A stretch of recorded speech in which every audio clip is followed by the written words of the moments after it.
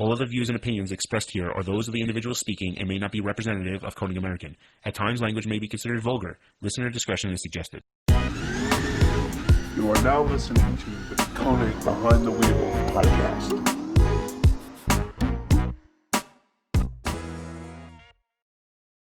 What's going on? Welcome back to another episode of Wheel Wednesday.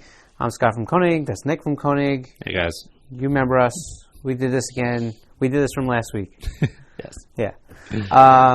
So let's see. So we got some cool, exciting stuff to talk about. I think the first thing before we get into our topic for today will be that we have been talking about a wheel giveaway for quite a while. Yes, we have finally decided on what we would like to do.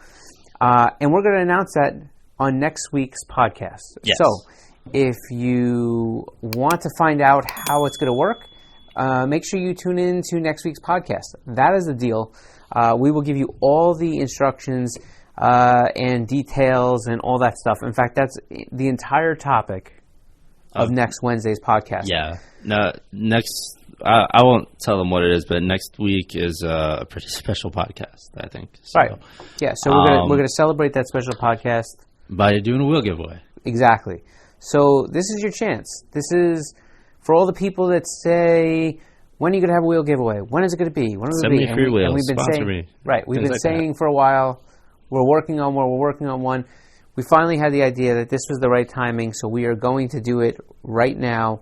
So next week, you tune in, and we're going to give you all the details about what you need to do, how you should enter, Right. who's eligible, and why we're celebrating with a wheel giveaway. Yeah. Right. All right. So you want to jump to today's topic? Let's do it. Let's jump into I don't it. think there's as many. By the way, if updates we you have. don't mind, before we get going, make sure you like and subscribe. Yes. And the important thing about liking and subscribing is make sure you hit that notification bell so that next Wednesday you're reminded to actually go ahead and listen to how you could win a set of wheels. Yep. Okay. So what's today's topic, Scott? I don't know. You know exactly what it is, so go ahead. Lead into it. Let's go. I forgot exactly what it was. I know we were talking about sponsorship. We do a lot of stuff on sponsorship all the time, so that's why it's kind of getting jumbled up. And plus, we spoke about other ideas. But what is it? How many likes you need in order, or how many followers do you need in order to get a sponsorship? So I think that the question comes up quite a bit. People say things to the effect of how many followers do I need? How many subscribers do I need to be eligible for a sponsorship? Mm-hmm. It's a topic that's not super crystal clear. I think that people think that sponsorship has this very set in stone set of requirements. And I think that for some companies in some industries, that may be true. But here in this industry, in this company, I don't believe that that's applicable. And we'll go into why in a moment. But right. When it comes down to sponsorship, we've talked about this before. We've done our best to make sure that a lot of the content that we put up on this channel is strictly informational. We don't get into too much when it has to do with KONIG specific things. We don't beat you over the head with product most of the time. This is really just supposed to be one of the channels that you can go to grab some factual wheel and tire related information, grab some car information about people that we associate with in our circle, right, and not feel pressured for anything else. And so it's not like we're like, oh, like buy our wheels every right. single Yep. We've never done that for a podcast. Not really. And for the most part, really. Yeah, I mean, we really don't. And for the most part, when it comes down to the information we put here, they can be applied to wheels in general. Doesn't matter what brand.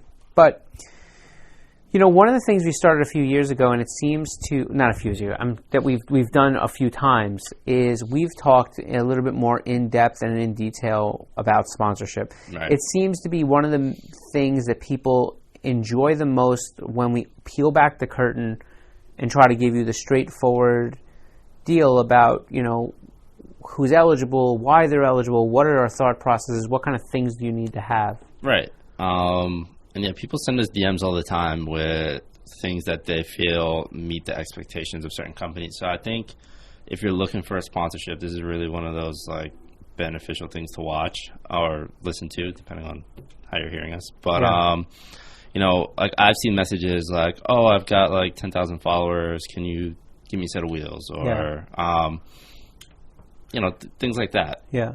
And we've talked about, and we may do this, but we've talked about doing a longer, actual, very outlined series on sponsorship that should work with you for any sponsorships, not just our company and not Wheels specifically.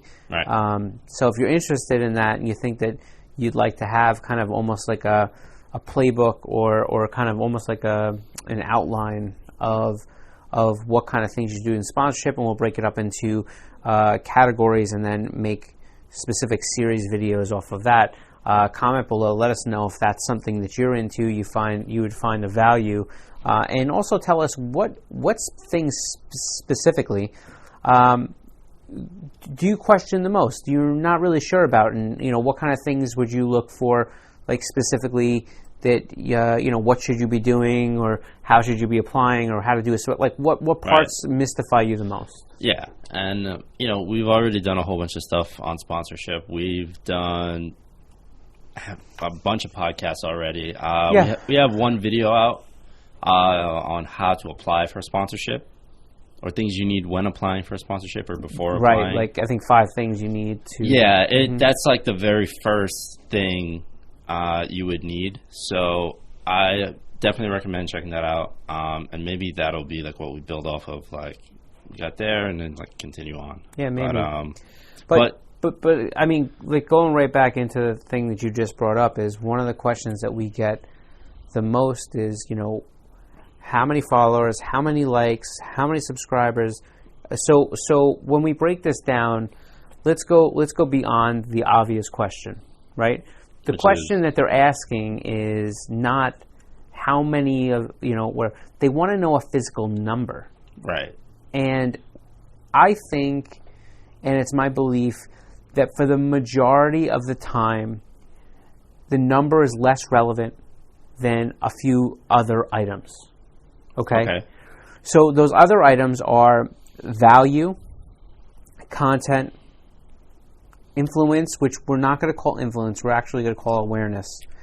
And I think if you break those things out, the number of followers and subscribers you have becomes less and less relevant. I'll explain, because I'm either going to put you to sleep or... No, I'm just no sleep last night. I understand. Well, what do you mean by awareness? Do you mean like the type of audience that they have? When people when people refer to influencers, or when they say, "Are you an influencer?" what they're talking about is, do you have a substantial social media following? Substantial is a part thing, but do you have some sort of way of creating brand awareness for us in exchange for product, right? Gotcha. And so it really becomes very, not fixate on the number, but drill down to the number of people that you connect with. What does that mean, right? What is the depth of the conversation that you're having, not the width, right? The depth means like how engaged, how much engagement do you get, how much interaction do you get? And every company that you're going to be applying to is going to have a different amount of depth that will be special to them. Right. Okay.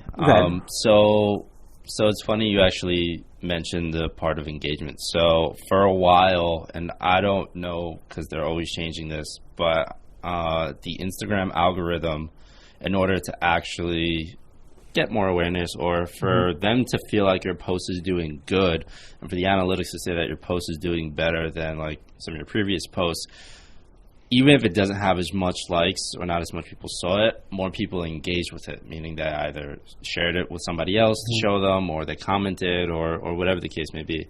So yeah, that's actually a really valid point. Engagement is a really big thing, because like you could get a certain number of likes, you could get a certain number of followers, but like if people are just like they see something like, oh, okay, cool, double tap, keep scrolling. When you get people actually engaging and asking questions and like they're interested, like, oh, what's that? They're That's spending when, more time and they're spending more time invested in whatever that person posted. Right. So yeah, no, it's true. So that's definitely an important piece, and I think that one of the things that people glaze over, and you talk about algorithms, but like if you watch some of the evolution, and again, I'm oversimplifying this, right? But if you watch some of the evolution of these algorithms, especially when we talk about Instagram, it's like first the Instagram thing comes out and it's driven off of likes, and it's chronological, but then it's likes, the amount of likes you get, and then it was, how many comments are you getting, and then it was a mix of both, and then it was a mix of how many comments do you get in relation to time of the post, right? And so when you really scale what these things are trying to do, I mean, and a lot of companies will say, oh, the algorithm's screwing us, but what I think what they're trying to do here is, what they're trying to do here is come up with a way of really figuring out what things will make this post be more important to you than this post. Right. And I think the duration of time to comment from when somebody sees it is an interesting one, but if you break it down, what you're basically saying is you see it and right away you're compelled to comment on it. And so that clearly is going to have the most amount of engagement out of a lot of the posts to you, and because of that, posts like this should resonate and be put up more than a post like this. Right. Now, do we know that this doesn't always work in that fashion? Absolutely. But I guess the point of circling around to this whole brand awareness thing is, with the amount of followers and subscribers and whatever you may do, how much awareness do you create with them? And awareness goes further than just the number of subs. You may have a YouTube channel that has 10,000 subs, right? But always gets hundreds and hundreds and hundreds of comments. Because while they may not have a ton of subs, the amount of people that they bring to their view count of a video, and the amount of comments that they have in the video, because the content they put out is so good, it's well worth looking at that channel and investing in them. Right. Right? So awareness, so let's talk influence, awareness. Let's take that and let's say, okay, that has to do with how much causation and effect you can have on the people you surround, right? Yeah. So that right there in itself almost takes away a solid number that you can put and quantify it with, like, has to be above 100,000, has to be this. Right. Yeah, and it's like, I was going to say this before, but people kind of just want that easy number, or this is my opinion. I don't know if this is actually fact, but I think it is. So I feel like people just want that number, so that way they can be like, oh, like I reached that number on, like, once they reach that threshold, they're like, okay, I reached the threshold, like you should sponsor me now. Right.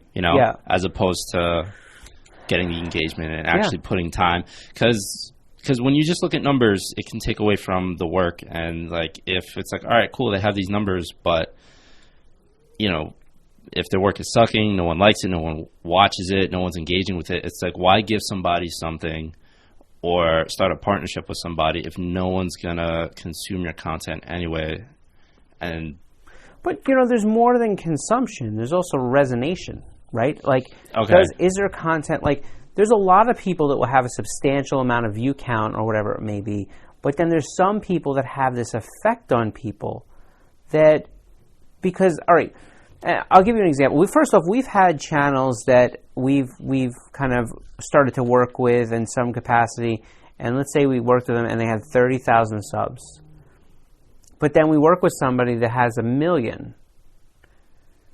The amount of attention and overall engagement we get from the 30,000 person sub channel may be way better than the one we get from the 1 million subscriber channel. And it's not about eyeballs, and sometimes it becomes about community. Maybe that fits better. Maybe the content's better. Maybe that person just resonates with his group better. Maybe he has less people, but they're really a tight knit community. So there's just a lot of factors when it comes down to numbers, and I think it's very difficult to use that. And then flipping over to Instagram, I think it's tough to say how many likes on a post, or first off, that's garbage. Don't ever use that. Don't use likes on a post. I'm telling you right now. That's just pro tip. Don't do that. But when it comes down to subscribers and stuff like that, just keep in mind, followers, especially when it comes to the Instagram followers, companies know that you can buy them. Oh, 100%. So your engagement, it's come full circle. First it was follower number that people were super worried about. How much do I have? Then it was comments and engagement, and now it's substance. Now companies are actually, I believe, getting smarter, not about the vanity numbers and how quickly they can make a decision, but they're actually consuming your content. Right. So the more thought out your content is, how well of a job you're doing in developing content that fits people, where they can go through and really read the comments and see that there's a back and forth interaction. And you know who I think does this? One of the best car people in our world, and we don't sponsor her at all, so this isn't even us praising a KONIG person, right? Colette Davis. If you don't know who Colette Davis is, you need to go check her out. She's awesome. Well, you should go check her out too. But what I love about Colette is that she has a really substantial following. She is on YouTube and Instagram, and she was a professional driver. She's done stunt work. I mean, but what's interesting about her is, if you look, and going back for a while, even now as big as she is, she almost comments on every single sort of Instagram comment that somebody puts up. Yeah. And first off, I respect that, because she really cares about the people she's talking to. Second off, somebody like that is going to have a way larger effect on their community, because they're able to access her. So, let me,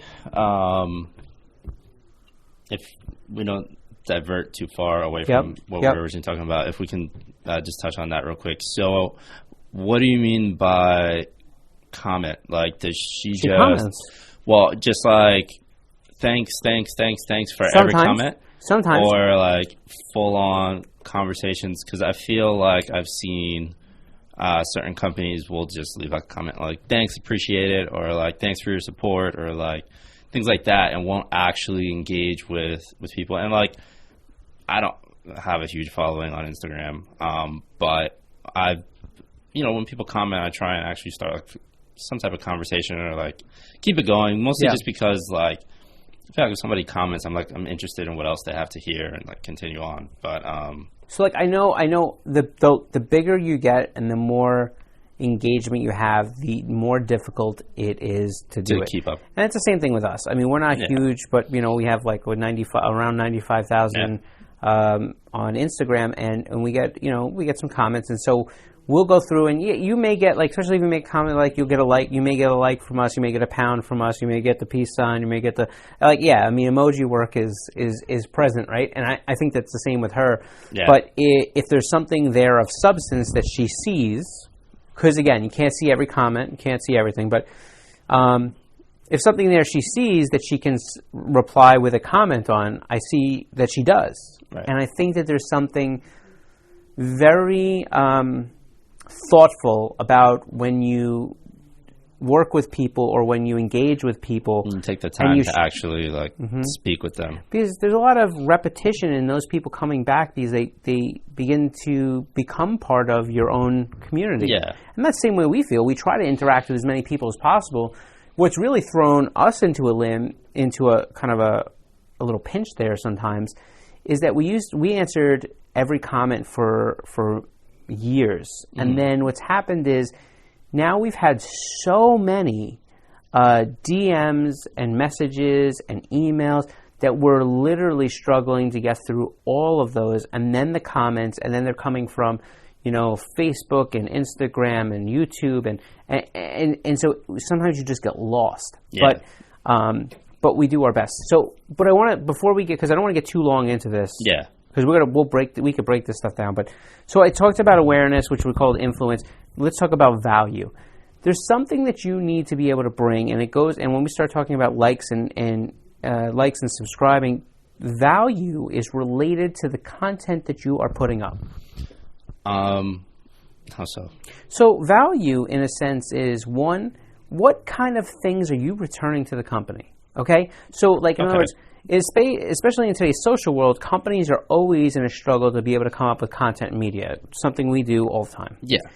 So, maybe your following also includes that not only are you bringing awareness and whatever to your community, but maybe them being able to use your different posts, or you're giving them some images of different things that you're doing, will allow them to now be able to work your relationship even further into their media plans. And so now you're giving them some value about supplying them with content that they can access as they need. Right? Also, the type of content that you're putting up is really important. If you've seen some guys that have gone, like racers are a good example, and just an example. It could be anything that you're into, but they go on as far as doing something along the lines of not just taking pictures of the car, but like, they'll do little lives or where they talk to people, or they'll go ahead and they'll film certain things, or they'll do tech tips, or they'll write a longer format copy to kind of say what the picture's about and share information. And the person that, again, not a KONIG sponsored person, but the person that I think does this the best in our segment is Stefan Papadakis from Papadakis Racing. Yeah. He puts up the most interesting pictures and then kind of asks like why, and then he interacts with the best he can, but in what sense? Like, what is he doing that's... So he'll put up a picture, so different. Like, does he go in depth with the details on like what's on the car, like, oh, it's got this part from this company, or... No, see, that's what I mean. Like, that's the difference. Like, so that would be the obvious thing that you would do. What he'll do is, like, a lot of times, like, as they're building the car, he may, like, take a picture of, like, this and be like, do you know what's going on here? And then people will start commenting, and then he'll come in later and explain, like you could see in pictures, 1 and 2, we're taking this tube, but in 2 and 3, we're actually using this trick method of being able to figure out exactly how we should notch our pipe and angle. You know what I mean? Like, he's giving tips for building, and he's such a genius. He's such he's just so smart, and he's so experienced, and just knows so much that the fact that he's giving that information just out there in the atmosphere for free, it makes him valuable. Brings so much value. So if you were a sponsor looking to get on to a program that Steph was tied into, it just brings that much more weight to it, right? Yeah. So his content is not just there; it's also thoughtful, and it's bringing value. Right. Okay. So now we went through awareness, we went through value. What was the last one we said? I said the third one, and now I'm drawing a blank. I am too. Let's see, followers, content. I don't remember. I mean, I think one thing really important to note is like, I feel like there might be some type of limit, or maybe there won't be, or maybe you can correct me on this. Having only a couple hundred followers, for example, like I think there should be kind of a minimum of audience. But the reason I don't agree, and I'll tell you why.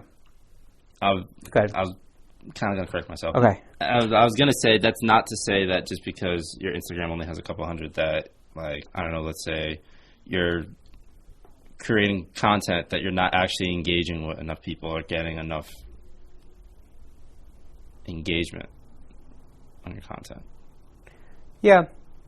I were you think, gonna say? well, I guess there's, remember that this is not, there should not be a list. There should not be this minimum, expectation list. But, when it comes down to looking for people, I think one of the things that you need to be conscious of is that for us, it may not be like having 200 subscribers or 200 followers, and when we start to look at the type of content you're producing, or for us, it may be a miss.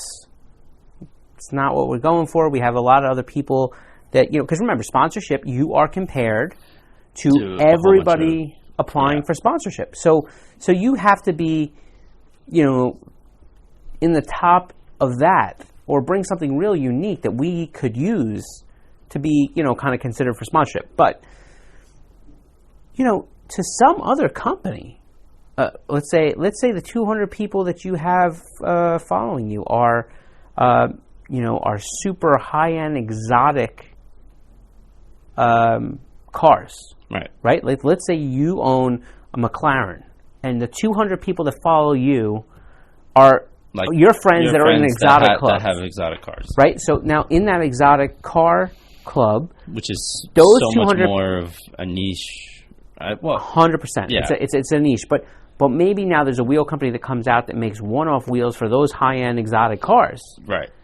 And now maybe you're the guy. Proposal to them, and they see this dude has 200 people that comment on every single post he does, and they do meets, and he's got the right car, and I can get him a set of wheels and get some images out of it, and this guy is really putting in some stuff, and I see he works on whatever their metrics is, and then all of a sudden your 200 followers become exactly what they're looking for. Right, and that's another important thing too.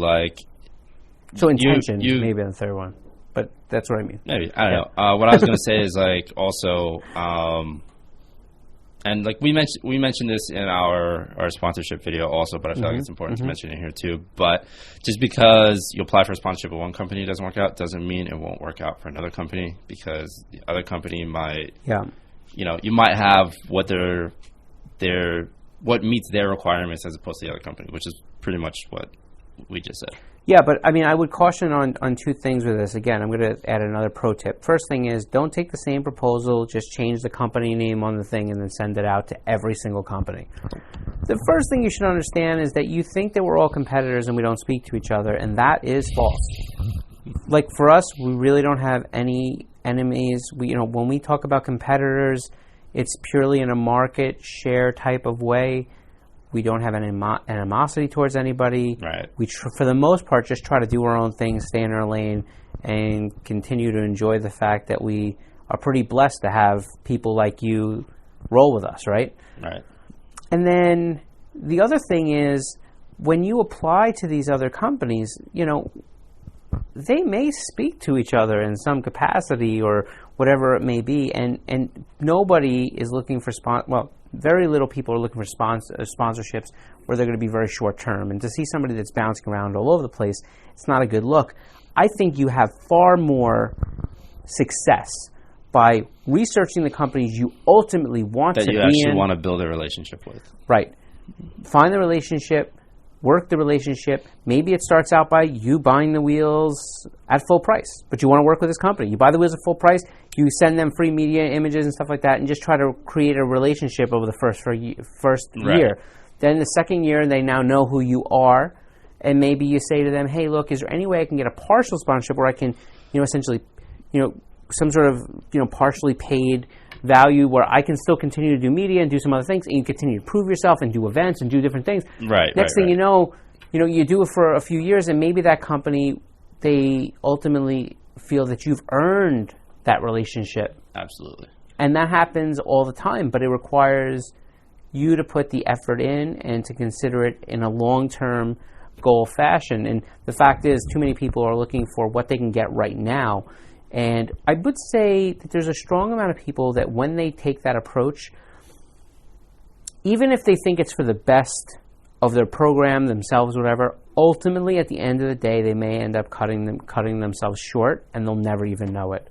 There may be another company that that they speak to, and when they start talking about them behind closed doors, you may find out that they're like, well, that person didn't really want to hang out with us so long. They took the product, they took a hit, they smiled, they told us everything we wanted to hear, and then they bounced. Right.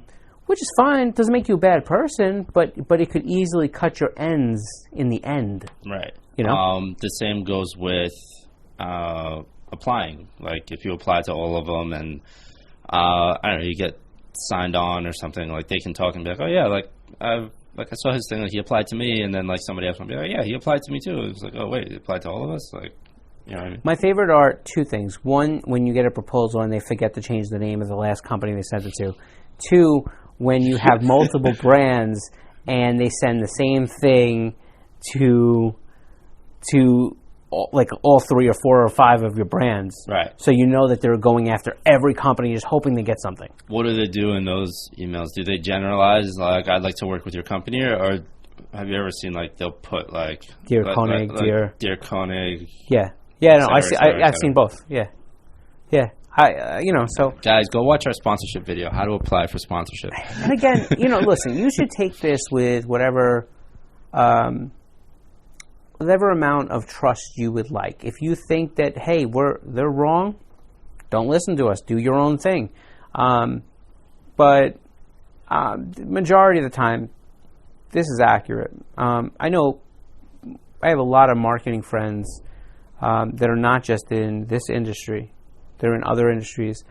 And when we talk about the things that they do and stuff like this, and I'll tell you, it doesn't matter how large the program is or how you think you have it all specced out, you all figured out. You say, oh well, that's a really big team, or that person's a real big celebrity, or whatever it may be, and you think that you have it figured out, but a lot of times it's the same way, just on a different scale. Right. A celebrity will be going around, they'll have their agent spraying the guy all over to different companies looking for these big endorsement deals. And they talk, or they'll have or whatever it may be, and next thing you know, they're like, listen, that guy's just looking for money, and as soon as he doesn't get his money, he's going to move on. He's not and so that is how a lot of deals work. But there's this other piece, which is that most of those endorsement deals, especially the reason why you have good agents and different things like that, is because they come with relationships. Right. They know that when the agent says my client's going to do this stuff, that the agent's going to hold him to his word, and of course there's contractual obligations, but there's got to be more to it sometimes. Sometimes companies are big enough that they just want to pay. Right. And get what they want. And other ones, there's another value to it, right? Yeah. So. Anyways, so I guess kind of wrapping up the podcast. Followers and likes does not necessarily equivalent to getting approval on a sponsorship. That's exactly right. Yeah. That was the longest answer that you have ever gotten for a simple question.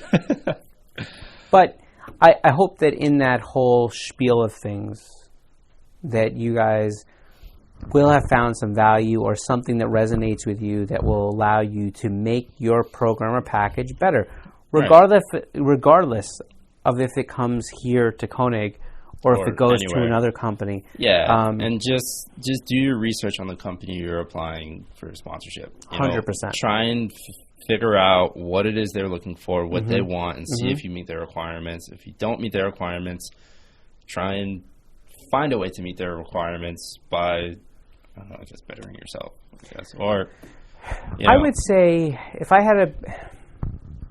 you want to be successful and you have the time and you're willing to put the time in, do you. And don't run to look for companies for product right away. Right. Show people that you got something going on. As soon as you get to a point where you're now in a situation where people feel that the only reason you're doing these things is because you want to get free things, sponsorship is not about free things. And so if you treat it about free things, you will get nothing. Right? Yeah. All right, we good? I think so. All right. So listen. So we hope that this was helpful in some capacity. If you listen to us ramble or anything like that, make sure you give us a thumbs up, a like, so we know that you were here listening all the way. Leave comments down below if you have any sponsorship questions. Yeah. Go check out our sponsorship stuff. Yeah, and we're going to make sure that we put together more of these types of things if you find them helpful. So tell your buddies, tell your friends to come here, watch this video, and then comment and throw some stuff up so we know that this is something else that we should expand into. Right. And come back next week, because next week we're going to be announcing our giveaway. It's a very special podcast. We won't tell you why yet, but come back for that. See it. Anything else? Yeah. No, I think that's it. Again, as far as the podcast go, we go live on Instagram and Facebook every Wednesday at 3 p.m. Eastern. And if you're looking for more information on the podcast, you can head over to konigwheels.com/podcast, where all your goodness of podcasty things live. But that's pretty much it. Yep. We will catch you back here next week. Make sure you check out our YouTube channel on Tuesdays for our KONIG Kickback show, which is a automotive recap. Make sure you come back on Fridays for a piece of wheel tech content that we put up. And every Wednesday, we obviously bring you the Wheel Wednesday podcast. Okay, that's it. That's no it. more announcements. We will see you guys next week. Yeah, I think I'm done. We'll catch you later. Take care.